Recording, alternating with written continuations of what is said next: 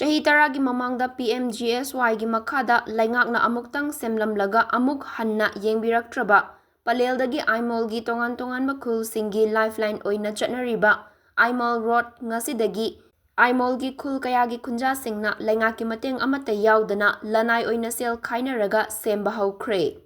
kilometer mangarom sangba lambi semba aduga mari leinana selao boni kauba kunja amana fongdorakpada ngasi semliba lambi asi Aimol 1, Aimol Kunjai, Aimol Kumbirei, Aimol Chingnunghut, Aimol Tampak, Aimol Kodamphai, Aimol Ngairong, Aimol Chandokpokpi amadi Aimol Kunlengi Kunja lising kunromgi lifeline oiriba lambini. Masigi mathakta lambi asida maitay amadi maring yauna furup atay suchatnaduna tongan mathabak sing tawduna imong puri. Adubu hairiba lambi asi ngasidagi chahi taret nipangi mamangdagi laingaki mari lainaba singna hanna yengbidre masina maram oiraga lambi asi nong kitang tabaga nga farmgi mawongda mafam kayada ising tunglaga leire nong judaba matamdana ufulna lambi asida chatliba miyoi sing amadi dukan famliba sing awaba kaya mayoknari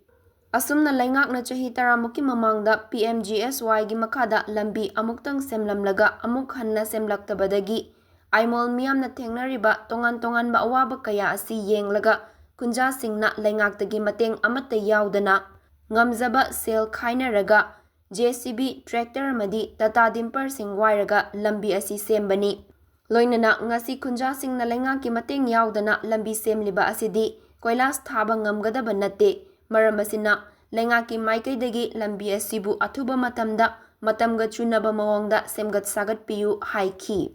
panba yabadi state asida thokliba chahi ani helaba irang asi hek lakpadagi state asida laingak leitaba amagumna state asigi tongan ba lambi sing laingaki mari leinaba singna ningthina sembidabadagi mafam kayada miyamna lambi thingbagi khongjang changsinba yauribani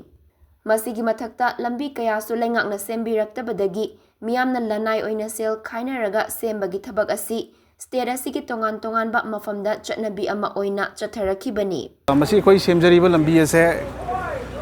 Aimol road haina khangnaba lambi ni masigi lambi se koi yamdrabda koi mi lising tara manga chatpagi main line lifeline haiba tare masi koi atopa lambi hairagadi ngasai bypass tawba lambi leite masina koi main single lambi ni aduna masigi lambi se yam nungaitre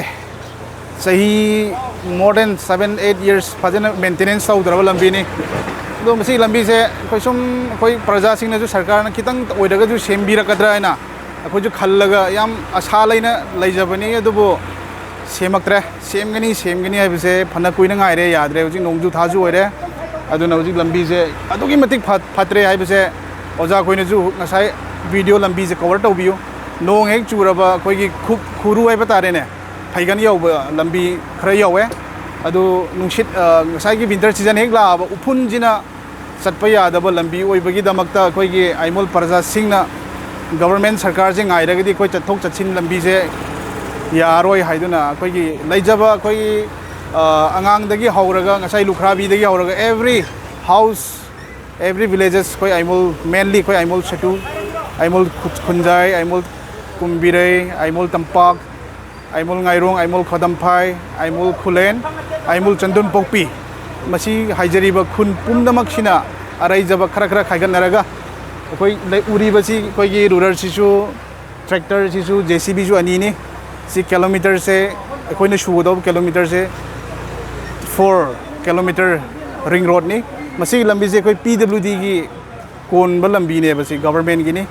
aduna sarkar sina tarokpasi udabagi maramna koigi Aimol Praja khuding makna koigi humangi maman haiba tare sina koi lambi se yari makai black top ti koi tawba ngamdraga ju yari makai di koi quality laina handak lakadoriba winter phauba chatpa yabagi condition da koi sembani aduna sigi credit se koi Aimol community da pijeningi kaigino haibda koigi thauna leiraba koigi Aimol khuding makna koi chatpham lambi ni haiduna akoina main part lauraga semjaba lambi ni adu busi lambi se every maitai oigera maring oigera any tribal khurup khuding makna chatpa lambi ama oiraga su akoina main part lauraga koina sigi lambi se koi volunteer su mayam khun dagi lakpiri adu sim makhaina tawra koi se ꯉꯁꯤ ꯂꯝꯕꯤ ꯁꯦꯝꯖꯕꯅꯤ